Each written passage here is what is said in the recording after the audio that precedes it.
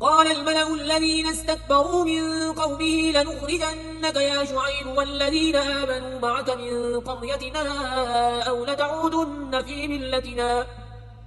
قال أولو كنا كارهين قد افترينا على الله كذبا إن عدنا في ملتكم بعد إذ نجانا الله منها وما يكون لنا أن نعود فيها إلا أن يشاء الله ربنا وسع ربنا كل شيء علما على الله توكلنا ربنا افتح بيننا وبين قومنا بالحق وأنت خير الفاتحين.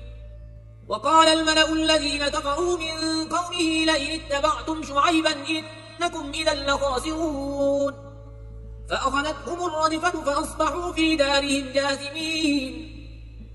الذين كذبوا شعيبا كأن لم يغنوا فيها الذين كذبوا شعيبا كانوا هم الخاسرين. فتولى عنهم وقال يا قوم لقد أبلغتكم رسالات ربي ونصحت لكم فكيف آسى على قوم كافرين. وما أرسلنا في قرية من نبي إلا أخذنا أهلها بالبأساء والضراء لعلهم يضرعون ثم بدلنا مكان السيئة الحسنة حتى عفوا وقالوا قد مس آباءنا الضراء والسراء فأخذناهم بغتة وهم لا يشعرون. ولو أن أهل القرى آمنوا واتقوا لفتحنا عليهم بركات من السماء والأرض ولكن كذبوا فأخذناهم بما كانوا يكسبون. أفأمن أهل القرى أن يأتيهم بأسنا بياتا وهم نائمون أو أمن أهل القرى أن يأتيهم بأسنا ضحى وهم يلعبون. أفأمنوا مكر الله فلا يأمن مكر الله إلا القوم الخاسرون. أولم يهد للذين يرثون الأرض من بعد أهلها أن لو نشاء أصبناهم بذنوبهم ونطبع على قلوبهم فهم لا يسمعون. تلك القرى نقص عليك من أنبائها ولقد جاءتهم رسلهم بالبينات فما كانوا ليؤمنوا بما كذبوا من قبل كذلك يطبع الله على قلوب الكافرين. وما وجدنا لأكثرهم من عهد وإن وجدنا أكثرهم لفاسقين. ثم بعثنا من بعدهم موسى بآياتنا إلى فرعون وملئه فظلموا بها فانظر كيف كان عاقبة المفسدين. وقال موسى يا فرعون إني رسول من رب العالمين حقيق على أن لا أقول على الله إلا الحق قد جئتكم ببينة من ربكم فأرسل معي بني إسرائيل. قال إن كنت جئت بآية فأت بها إن كنت من الصادقين. فألقى عصاه فإذا هي ثعبان مبين ونزع يده فإذا هي بيضاء للناظرين. قال الملأ من قوم فرعون إن هذا لساحر عليم يريد أن يخرجكم من أرضكم فماذا تأمرون. قالوا أرجه وأخاه وأرسل في المدائن حاشرين يأتوك بكل ساحر عليم. وجاء السحرة فرعون قالوا إن لنا لأجرا إن كنا نحن الغالبين. قال نعم وإنكم لمن المقربين. قالوا يا موسى إما أن تلقي وإما أن نكون نحن الملقين. قال ألقوا فلما ألقوا سحروا أعين الناس واسترهبوهم وجاءوا بسحر عظيم. وأوحينا إلى موسى أن ألق عصاك فإذا هي تلقف ما يأفكون فوقع الحق وبطل ما كانوا يعملون. فغلبوا هنالك وانقلبوا صاغرين وألقي السحرة ساجدين قالوا آمنا برب العالمين رب موسى وهارون. قال فرعون آمنتم به قبل أن آذن لكم إن هذا لمكر مكرتموه في المدينة لتخرجوا منها أهلها فسوف تعلمون. لأقطعن أيديكم وأرجلكم من خلاف ثم لأصلبنكم أجمعين. قالوا إنا إلى ربنا منقلبون. وما تنقم منا إلا أن آمنا بآيات ربنا لما جاءتنا ربنا أفرغ علينا صبرا وتوفنا مسلمين. وقال الملأ من قوم فرعون أتذر موسى وقومه ليفسدوا في الأرض ويذرك وآلهتك قال سنقتل أبناءهم ونستحيي نساءهم وإنا فوقهم قاهرون. قال موسى لقومه استعينوا بالله واصبروا إن الأرض لله يورثها من يشاء من عباده والعاقبة للمتقين.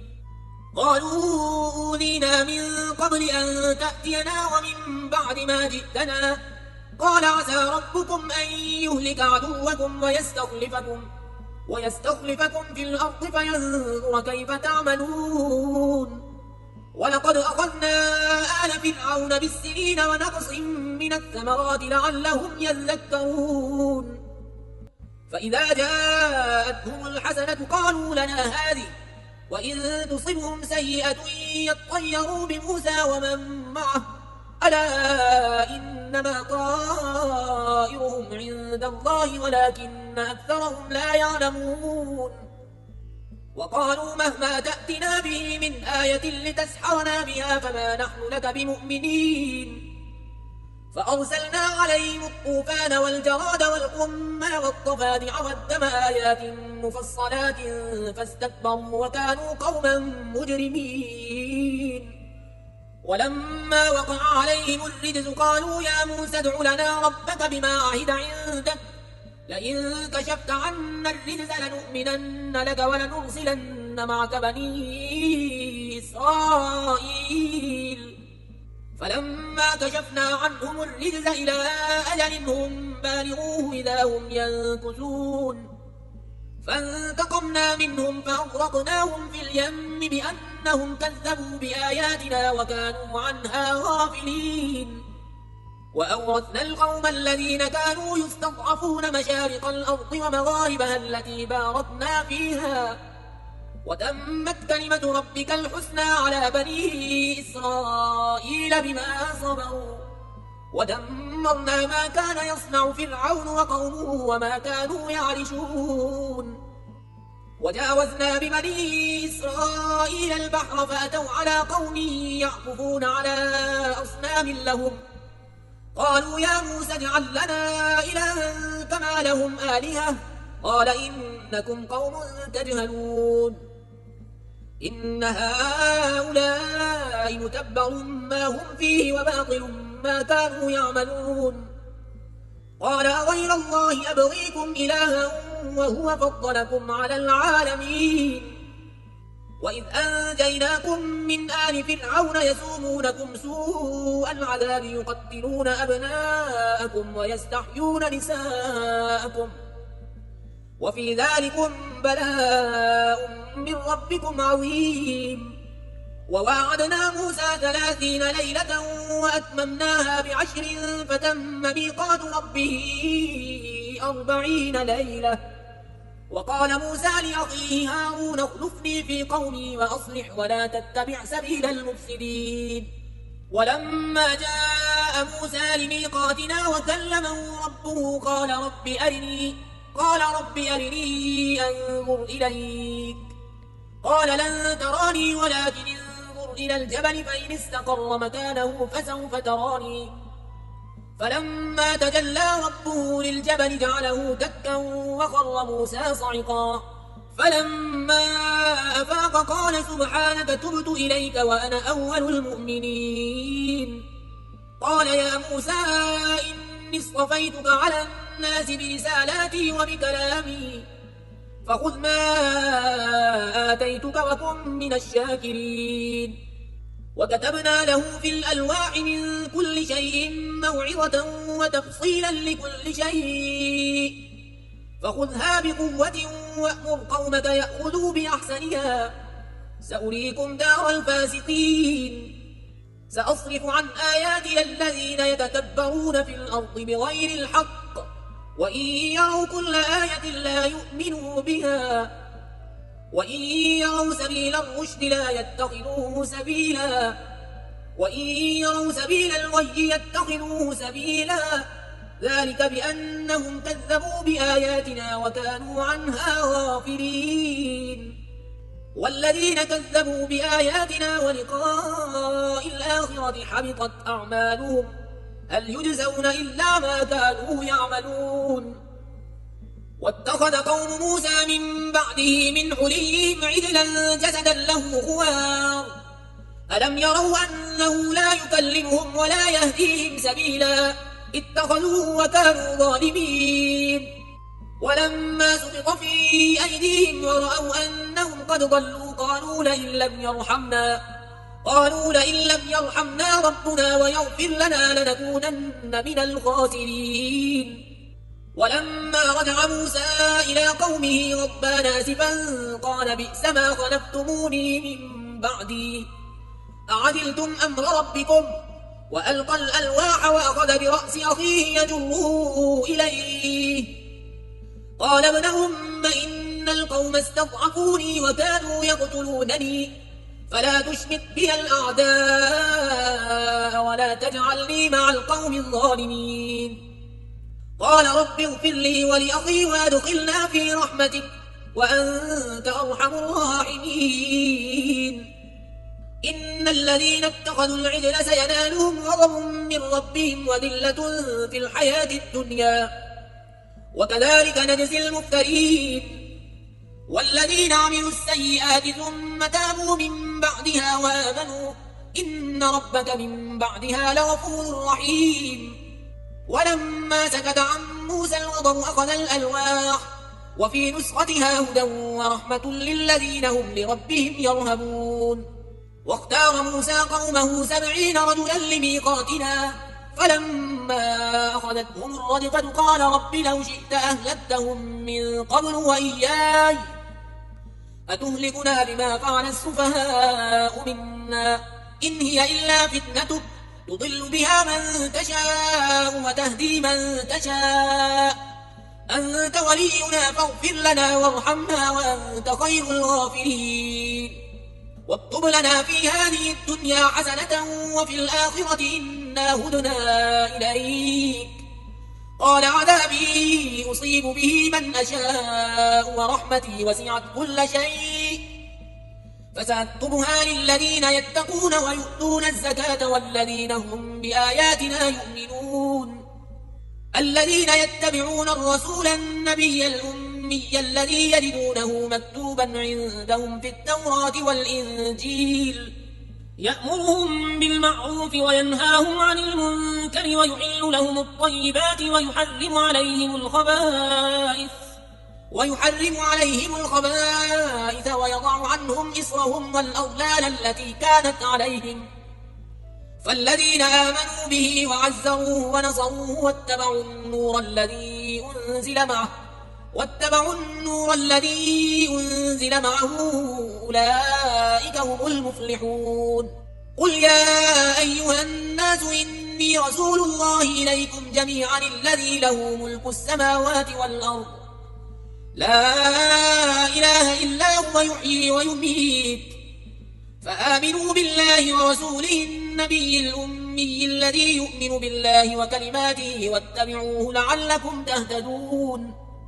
ومن قوم موسى أمة يهدون بالحق وبه يعدلون وقطعناهم 12 أسباطا أمما وأوحينا إلى موسى إذ استسقاه قومه أن اضرب بعصاك الحجر فانبجست منه 12 عينا قد علم كل أناس مشربهم وظللنا عليهم الغمام وأنزلنا عليهم المن والسلوى كلوا من طيبات ما رزقناكم وما ظلمونا ولكن كانوا أنفسهم يظلمون وإذ قيل لهم اسكنوا هذه القرية وكلوا منها حيث شئتم وقولوا حطة وادخلوا الباب سجدا نغفر لكم خطيئاتكم سنزيد المحسنين فبدل الذين ظلموا منهم قولا غير الذي قيل لهم فأرسلنا عليهم رجزا من السماء بما كانوا يظلمون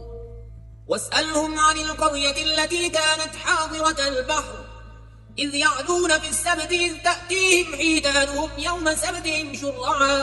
يوم سبتهم شرعا ويوم لا يسبتون لا تأتيهم كذلك نبلوهم بما كانوا يفسقون وإذ قالت أمة منهم لم تعظون قوما الله مهلكهم أو معذبهم عذابا شديدا قالوا معذرة إلى ربكم ولعلهم يتقون فلما نسوا ما ذكروا به أنجينا الذين ينهون عن السوء وأخذنا الذين ظلموا بعذاب بئيس بما كانوا يفسقون فلما عتوا عما نهوا عنه قلنا لهم كونوا قردة خاسئين وإذ تأذن ربك ليبعثن عليهم إلى يوم القيامة من يسومهم سوء العذاب إن ربك لسريع العقاب وإنه لغفور رحيم وقطعناهم في الأرض أمما منهم الصالحون ومنهم دون ذلك وبلوناهم بالحسنات والسيئات لعلهم يرجعون فخلف من بعدهم خلف ورثوا الكتاب يأخذون عرض هذا الأدنى ويقولون سيغفر لنا وإن يأتهم عرض مثله يأخذوه ألم يؤخذ عليهم ميثاق الكتاب ألا يقولوا على الله إلا الحق ودرسوا ما فيه والدار الآخرة خير للذين يتقون أفلا تعقلون والذين يمسكون بالكتاب وأقاموا الصلاة إنا لا نضيع أجر المصلحين وإذ نتقنا الجبل فوقهم كأنه ظلة وظنوا أنه واقع بهم خذوا ما آتيناكم بقوة واذكروا ما فيه لعلكم تتقون وإذ أخذ ربك من بني آدم من ظهورهم ذريتهم وأشهدهم على أنفسهم ألست بربكم قالوا بلى شهدنا أن تقولوا يوم القيامة إنا كنا عن هذا غافلين أو تقولوا إنما أشرك آباؤنا من قبل وكنا ذرية من بعدهم أفتهلكنا بما فعل المبطلون وكذلك نفصل الآيات ولعلهم يرجعون واتل عليهم نبأ الذي آتيناه آياتنا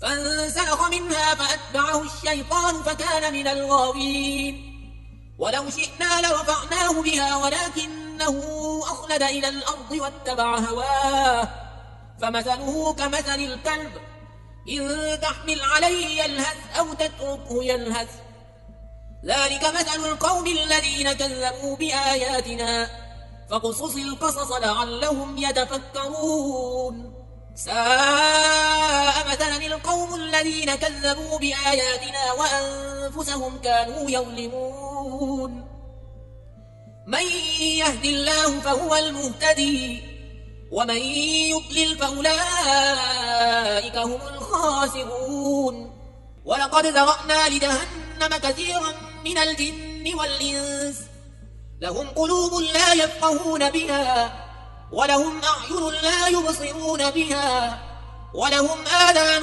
لا يسمعون بها أولئك كالأنعام بل هم أضل أولئك هم الغافلون ولله الأسماء الحسنى فادعوه بها وذروا الذين يلحدون في أسمائه سيجزون ما كانوا يعملون وممن خلقنا أمة يهدون بالحق وبه يعدلون والذين كذبوا بآياتنا سنستدرجهم من حيث لا يعلمون وأملي لهم إن كيدي متين أولم يتفكروا ما بصاحبهم من جنة إن هو إلا نذير مبين أولم ينظروا في ملكوت السماوات والأرض وما خلق الله من شيء وأن عسى أن يكون قد اقترب أجلهم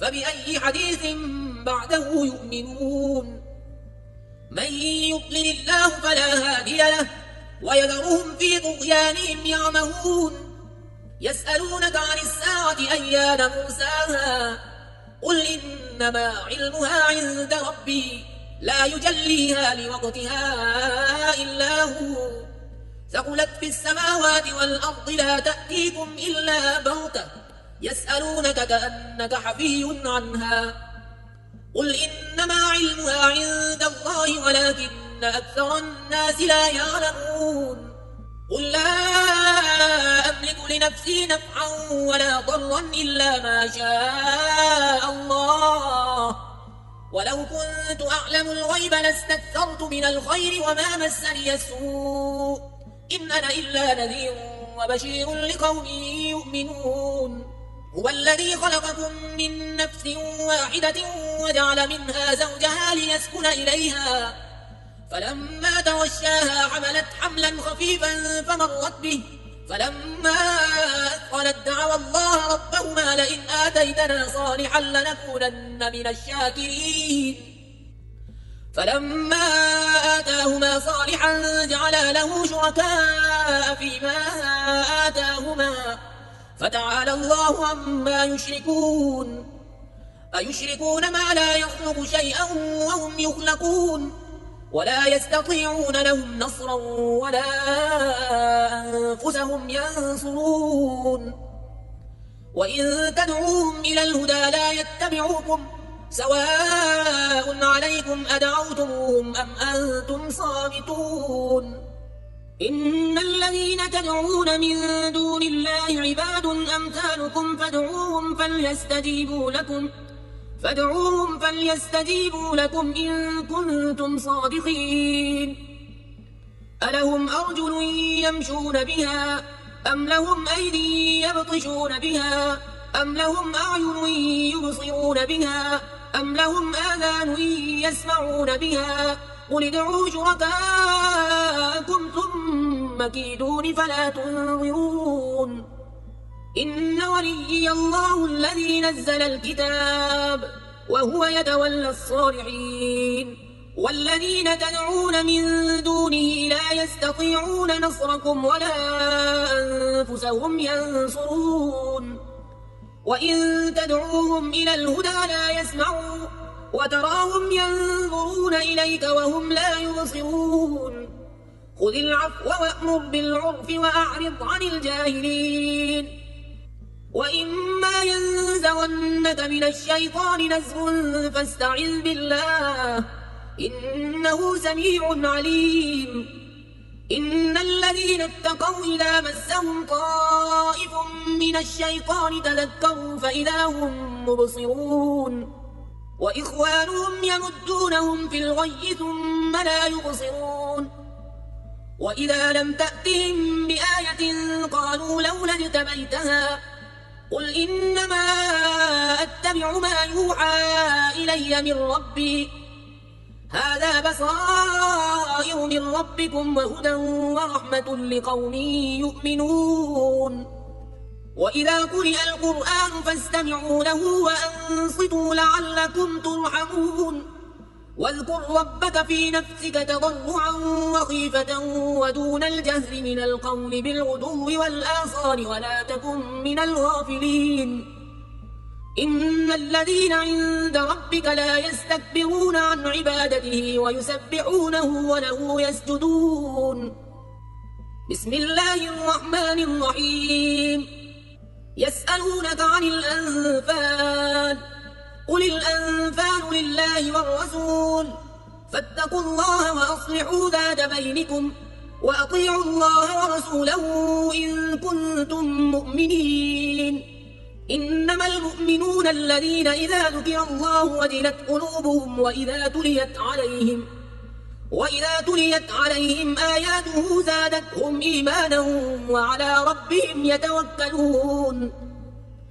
الذين يقيمون الصلاة ومما رزقناهم ينفقون أولئك هم المؤمنون حقا لهم درجات عند ربهم ومغفرة ورزق كريم. كما أخرجك ربك من بيتك بالحق وإن فريقا من المؤمنين لكارهون يجادلونك في الحق بعدما تبين كأنما يساقون إلى الموت وهم ينظرون. وإذ يعدكم الله إحدى الطائفتين أنها لكم وتودون أن غير ذات الشوكة تكون لكم ويريد الله أن يحق الحق بكلماته ويقطع دابر الكافرين ليحق الحق ويبطل الباطل ولو كره المجرمون. إذ تستغيثون ربكم فاستجاب لكم أني ممدكم ب1000 من الملائكة مردفين. وما جعله الله إلا بشرى ولتطمئن به قلوبكم وما النصر إلا من عند الله إن الله عزيز حكيم. إذ يغشيكم النعاس أمنة منه وينزل عليكم من السماء ماء ليطهركم به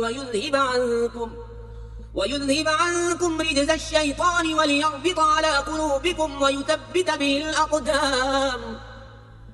إذ يوحي ربك إلى الملائكة أني معكم فثبتوا الذين آمنوا سألقي في قلوب الذين كفروا الرعب فاضربوا فوق الأعناق واضربوا منهم كل بنان. ذلك بأنهم شاقوا الله ورسوله ومن يشاقق الله ورسوله فإن الله شديد العقاب. ذلكم فذوقوه وأن للكافرين عذاب النار. يا أيها الذين آمنوا إذا لقيتم الذين كفروا زحفا فلا تولوهم الأدبار ومن يولهم يومئذ دبره إلا متحرفا لقتال أو متحيزا إلى فئة فقد باء بغضب من الله ومأواه جهنم وبئس المصير. فلم تقتلوهم ولكن الله قتلهم وما رميت إذ رميت ولكن الله رمى وليبلي المؤمنين منه بلاء حسنا إن الله سميع عليم. ذلكم وأن الله موهن كيد الكافرين. إن تستفتحوا فقد جاءكم الفتح وإن تنتهوا فهو خير لكم وإن تعودوا نعد ولن تغني عنكم فئتكم شيئا ولو كثرت وأن الله مع المؤمنين. يا أيها الذين آمنوا أطيعوا الله ورسوله ولا تولوا عنه وأنتم تسمعون ولا تكونوا كالذين قالوا سمعنا وهم لا يسمعون. إن شر الدواب عند الله الصم البكم الذين لا يعقلون. ولو علم الله فيهم خيرا لأسمعهم ولو أسمعهم لتولوا وهم معرضون. يا أيها الذين آمنوا استجيبوا لله وللرسول إذا دعاكم لما يحييكم واعلموا أن الله يحول بين المرء وقلبه وأنه إليه تحشرون. واتقوا فتنة لا تصيبن الذين ظلموا منكم خاصة واعلموا أن الله شديد العقاب. واذكروا إذ أنتم قليل مستضعفون في الأرض تخافون أن يتخطفكم الناس فآواكم وأيدكم بنصره ورزقكم من الطيبات لعلكم تشكرون. يا أيها الذين آمنوا لا تخونوا الله والرسول وتخونوا أماناتكم وأنتم تعلمون. واعلموا أنما أموالكم وأولادكم فتنة وأن الله عنده أجر عظيم. يا أيها الذين آمنوا إن تتقوا الله يجعل لكم فرقانا ويكفر عنكم سيئاتكم ويغفر لكم والله ذو الفضل العظيم. وإذ يمكر بك الذين كفروا ليثبتوك أو يقتلوك أو يخرجوك ويمكرون ويمكر الله والله خير الماكرين. وإذا تتلى عليهم آياتنا قالوا قد سمعنا لو نشاء لقلنا مثل هذا إن هذا إلا أساطير الأولين. وإذ قالوا اللهم إن كان هذا هو الحق من عندك فأمطر علينا حجارة من السماء أو ائتنا بعذاب أليم. وما كان الله ليعذبهم وأنت فيهم وما كان الله معذبهم وهم يستغفرون. وما لهم ألا يعذبهم الله وهم يصدون عن المسجد الحرام وما كانوا أولياءه إن أولياؤه إلا المتقون ولكن أكثرهم لا يعلمون. وما كان صلاتهم عند البيت إلا مكاء وتصدية فذوقوا العذاب بما كنتم تكفرون.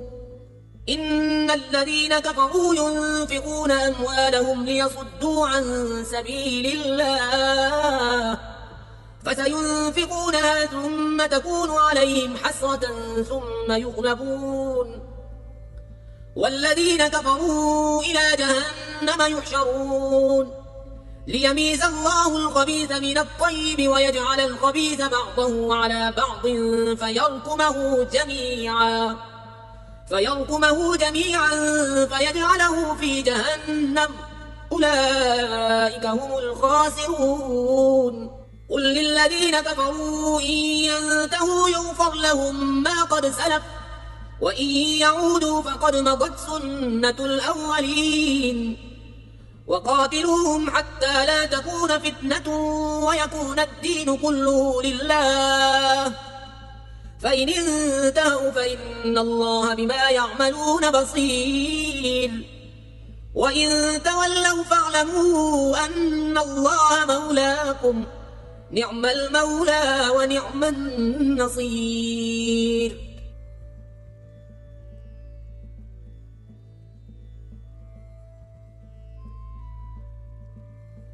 لا إله إلا الله محمد رسول الله. لا إله إلا الله محمد رسول الله. لا إله إلا الله محمد رسول الله. لا إله إلا الله محمد رسول الله. لا إله إلا الله محمد رسول الله. لا إله إلا الله محمد رسول الله. لا إله إلا الله محمد رسول الله. لا إله إلا الله محمد رسول الله. لا